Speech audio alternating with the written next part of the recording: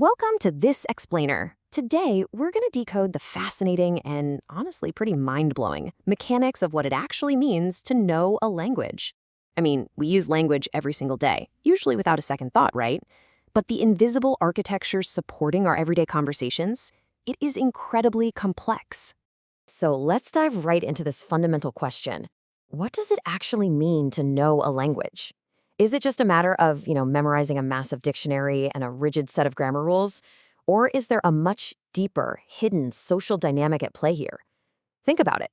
Have you ever known all the exact right words to say, but still managed to completely ruin a conversation by saying them at the totally wrong time? Yeah, we've all been there. There's a massive difference between the textbook and the real world. Section 1. Rules versus real-world use. Chomsky's linguistic baseline. To really understand this, we need to start with a foundational baseline established back in the 1960s by the famous linguist Noam Chomsky. Chomsky took our language and cleanly separated it into two distinct buckets. On one side, we have what he called linguistic competence. This is that pristine, unconscious rulebook living right inside your head. It's the innate grammar that tells you a sentence like, "I like ice cream," makes perfect sense. On the other side, we've got linguistic performance, and this is the messy, physical act of actually speaking. The real-time processing, the sound waves leaving your mouth, those awkward slips of the tongue. In formal linguistics, these two things were studied completely independently of one another. For example, take a second and read this sentence. The cat that the dog that the man fed chased meowed. Okay, grammatically speaking, according to the strict subconscious rules of English, this is a completely valid sentence. It's built perfectly. But performance-wise, it is an absolute disaster.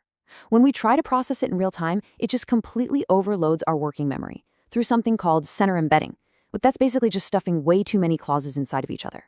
So it perfectly proves that just because a sentence is technically correct, that absolutely doesn't mean it works in real life. Moving on to Section 2, the communicative competence shift. Hymes enters the chat.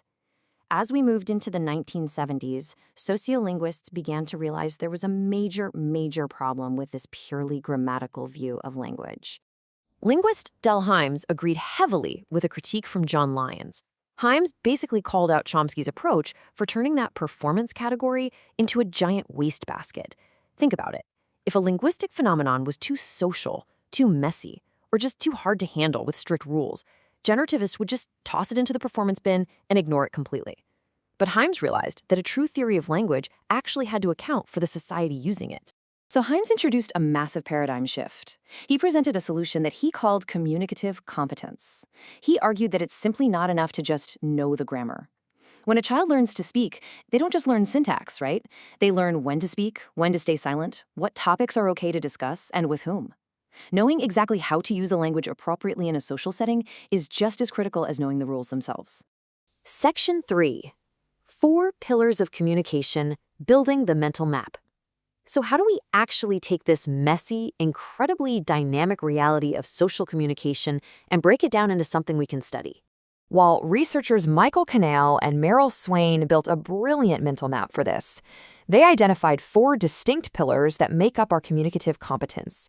First, you've got grammatical competence. That's your traditional vocabulary and syntax. Second is sociolinguistic competence, which governs the social rules and settings. Third is discourse competence, which is our ability to string ideas together into larger narratives or arguments. And finally, the 4th pillar, which honestly is arguably the most fascinating one for our everyday lives, that 4th pillar is strategic competence.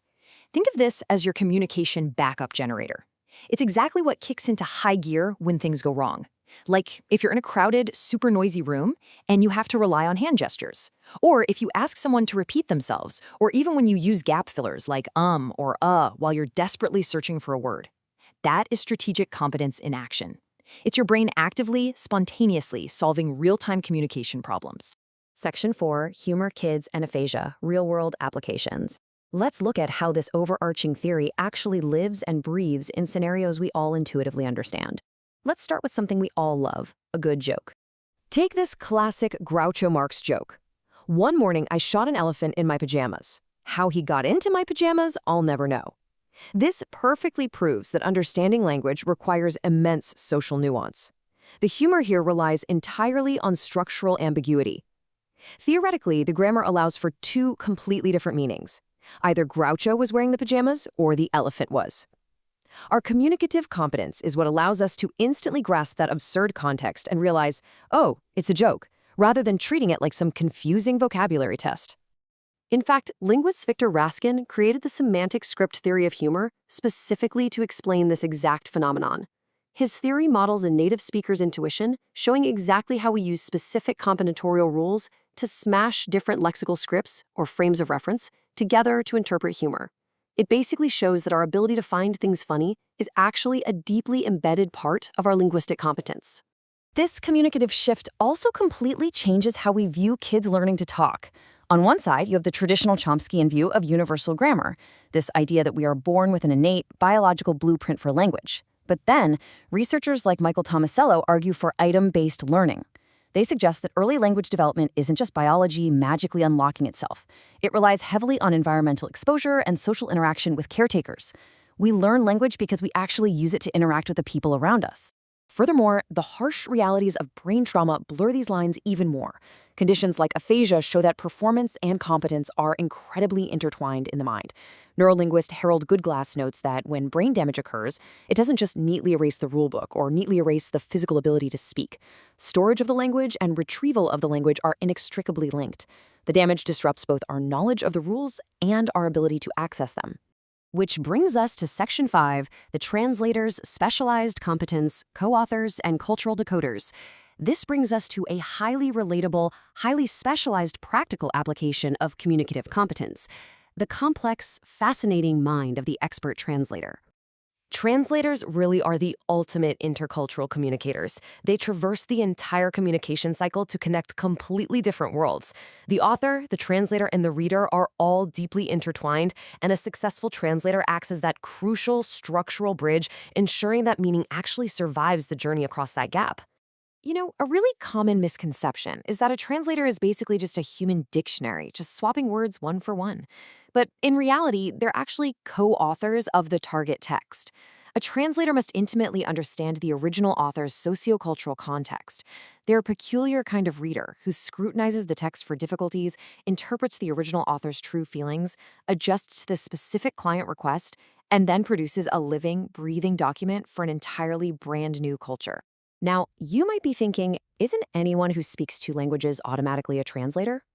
Well, while some scholars, like Harris and Sherwood, argue that bilinguals are natural translators with an innate predisposition to translate, true expert translation is much more demanding. Expert translators possess a highly specialized knowledge structure, a transfer competence, that goes far, far beyond simply knowing two languages. It is a distinct, carefully developed expertise. So, how does someone actually reach that specialized expert level? Well, it's a never-ending, cyclical developmental process. The Dreyfus and Dreyfus model outlines a 5-step progression here, moving from a complete novice up through an advanced beginner to competent, proficient, and finally, a master expert translator. But what is actually happening in the brain as you move up those steps? What does this cognitive shift actually look like? Well, it represents a massive transition from declarative knowledge to procedural knowledge. When you're a novice, you rely on declarative knowledge. You are consciously thinking about the what. You're actively trying to remember grammar rules and translation theories. But as you become an expert, it shifts to procedural knowledge, the how.